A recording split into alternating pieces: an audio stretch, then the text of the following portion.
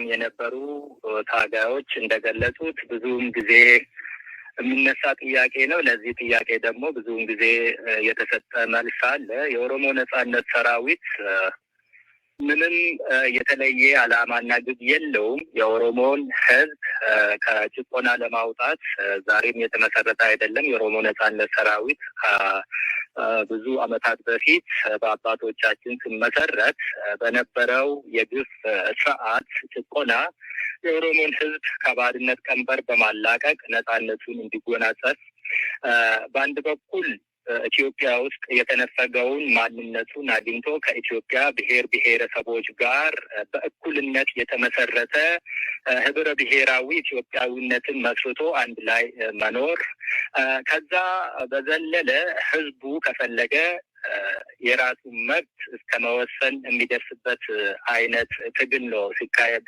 የነበረው። እኛም የምናካሂደው ትግል አሁን ከሱ የተለየ አይደለም። የኦሮሞ ነጻነት ሰራዊት ከኦሮሞ ነጻነት ግንባር አመሰራረት ጀምሮ የነበረ ሰራዊት ነው እና እኛም ከዛ ቀጥለን ያለን ሰራዊት ስለሆን የኦሮሞን ህዝብ ከጭቆና ወይ ከባርነት አላቀን የራሱን መብት በራሱ እንዲወስን ለማድረግ ነው። የትግላችን መጨረሻው ግብም ይሄ ነው።